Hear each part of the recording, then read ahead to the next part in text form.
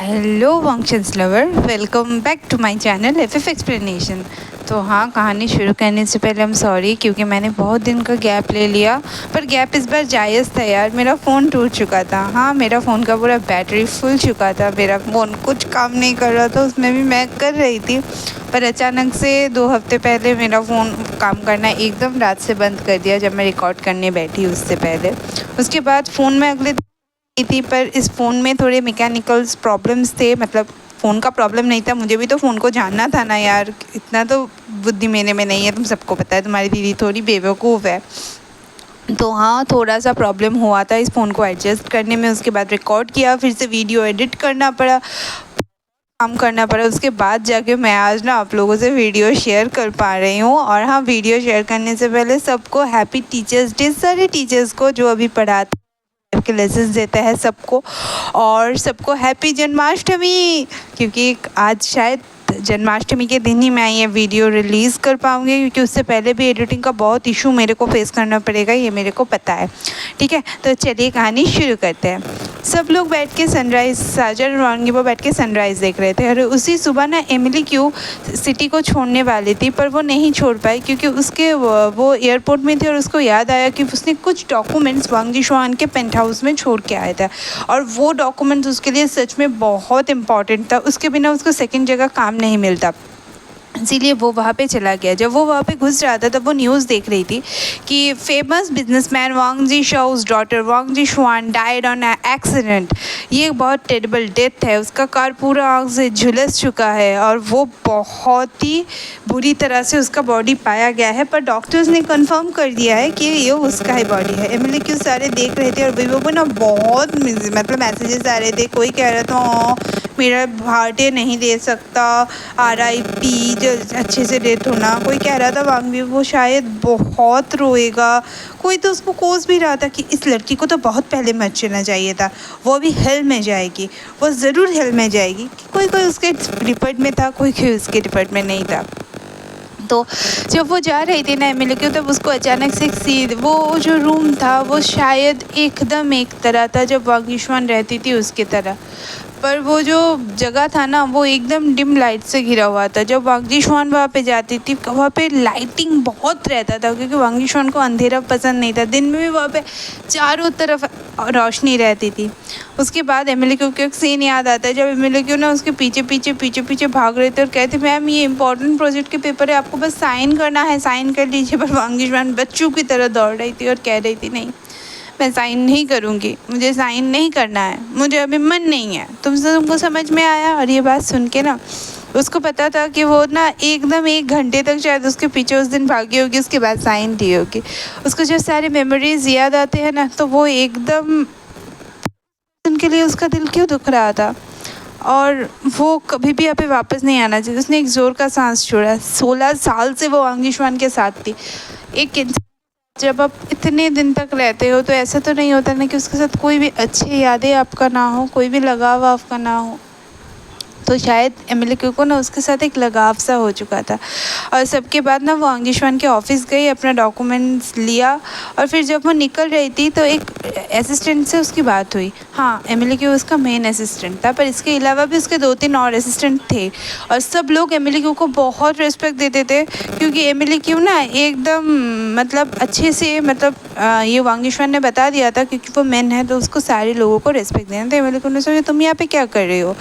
तो उस second assistant ने कहा मैम का अचानक से बहुत हॉरिबल डेथ हो चुका है।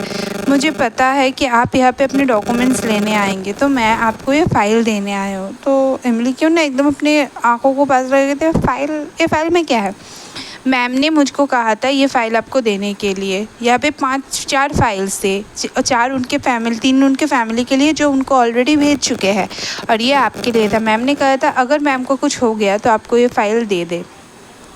तो एमिली कहता है हाँ, उसके फैमिली मेम्बर्स का तो पता है, पर हाँ, उनके पापा, उनके मम्मा और उनका ब्रदर, तीनों को अपना फ़ाइल मिल चुका है और मैम ने ऑलरेडी हमको बता दिया था, इसीलिए हमने आपको भी आपका फ़ाइल दे दिया।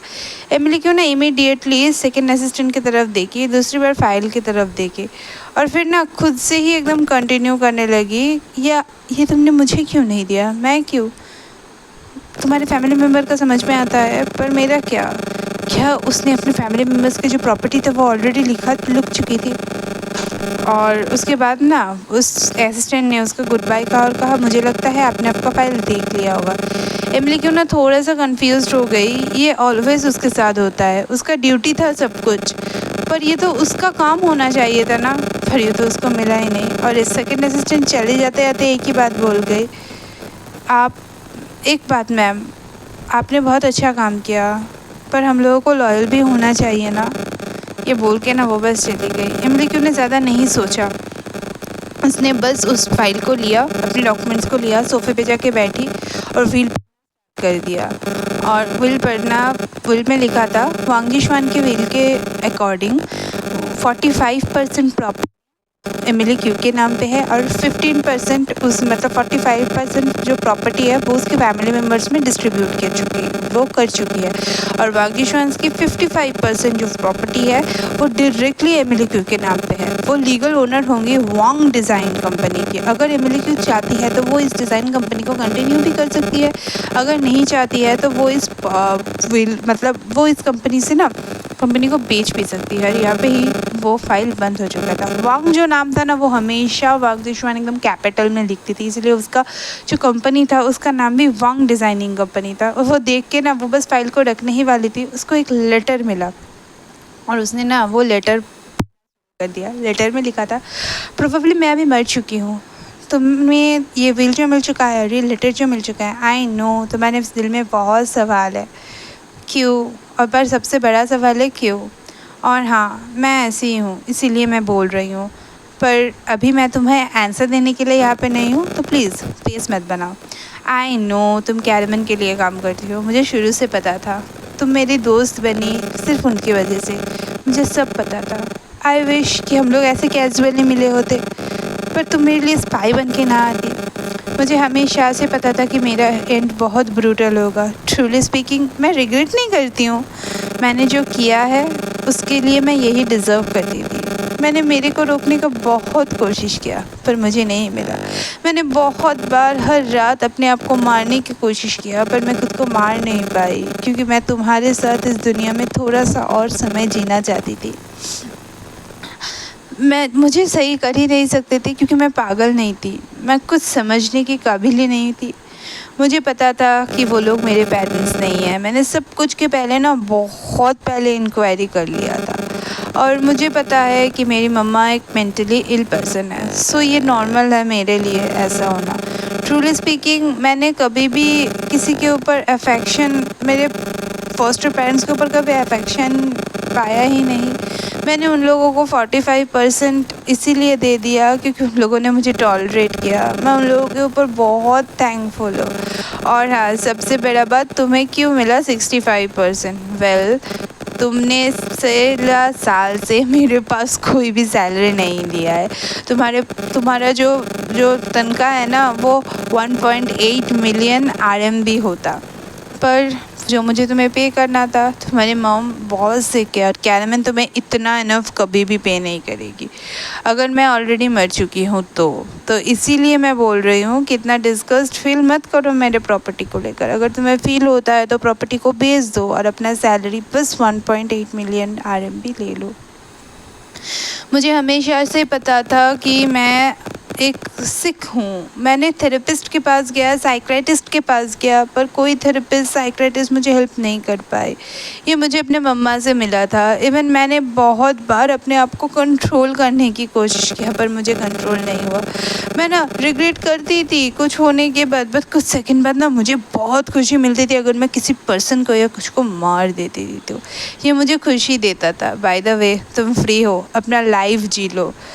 मैं तुम्हें ना बहुत दिन से हमेशा से कुछ बोलने का कोशिश चाहती थी, तुम सुन लो।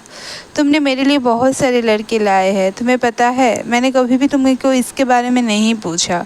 उस लड़के को मैं गिफ्ट के तौर पे देती थी। जो भी तुम लाई हो सारे मेरा गिफ्ट था क्योंकि मैं तुमसे जब पहली बार मिली थी तभी मैं तुम्हारी दोस्त बन चुकी थी। मैंने तुम्हें एक बात बोला था, you will be always my first priority and an important person to my life because you understand me so well. अब हंसो, अभी तुम फ्री हो, अभी जाओ यहाँ से। और यहाँ पे लेटर का एंड होता है। एमिली क्यू ने रिएक्ट नहीं किया, उसने बस स्लोली सोफ़ा से उठा और अपने हाथों को ना ज़ोर का मुट्ठी बना दिया लेटर को पढ़ के। और उसके बाद वो बस रेनबो और सनराइज़ को देखना शुरू कर दिया। बहुत सुंदर सनराइज़ था, सन बहुत गोल्डन था, शाइनी था, रेनबो था और चारों तरफ ग्लो कर रहा था।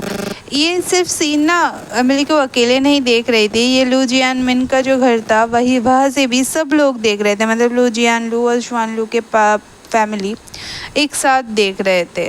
और अचानक से ना ज़ोऊ चैन ने कहा मैं शाओजॉन को कॉल करता हूँ, तो शोनलू ने कहा नहीं, अभी वो सो रहा होगा अचन, उसे सोने दो, टाइम में ना सब लोग सोते हैं। और ज़ोऊ चैन ने अपने दीदी की बात को बुरा नहीं माना, उसने भी देखना शुरू कर दिया।